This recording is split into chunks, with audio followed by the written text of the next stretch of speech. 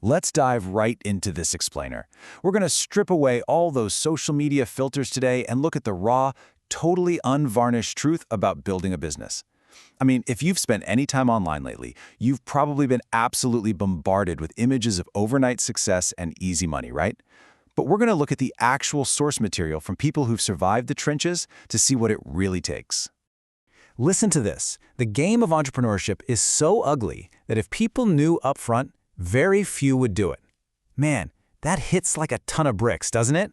We are confronting the brutal reality here, that the glamorous lifestyle everyone sells online is often just a complete facade. It hides a massive, massive grind. Honestly, if the curtain were pulled back right on day one, the sheer ugliness of the process would send most people running for the hills. All right, moving into Section 1, the ugly reality shattering the myth. So when we actually shatter those easy self-help book fantasies, a pretty stark contrast emerges. You basically have to trade in the beach laptops and flashy cars for a game that is deeply, deeply lonely. It's incredibly frustrating, and it will exploit you at the absolute highest level. It demands everything you have. You aren't just managing a business, you're managing a constant state of high-pressure survival.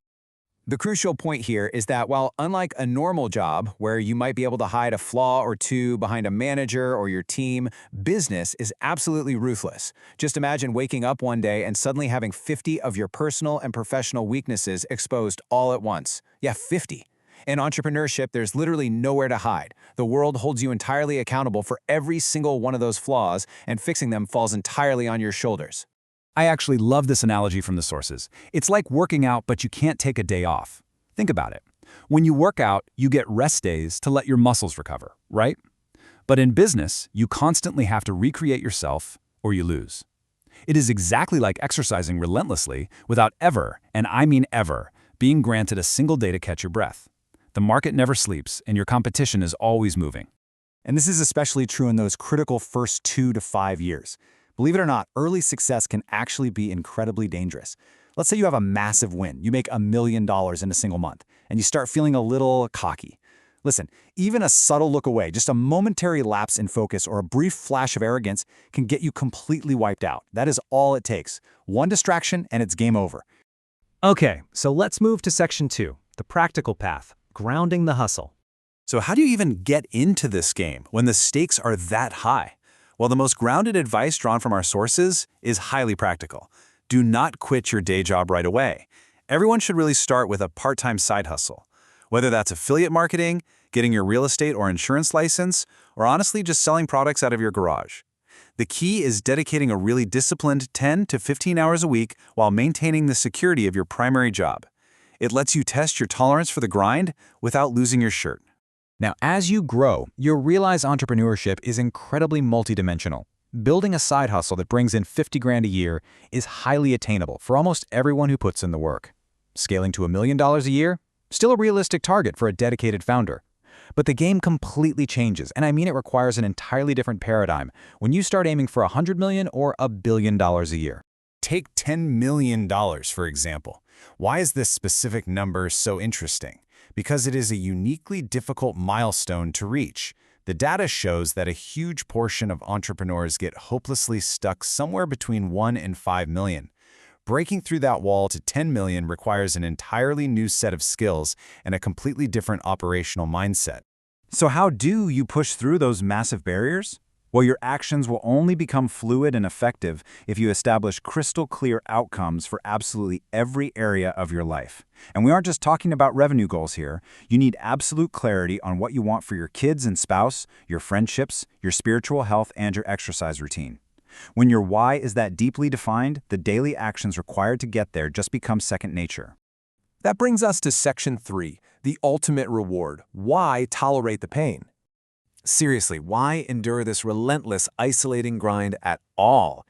The one singular factor that outweighs all the immense pain is this.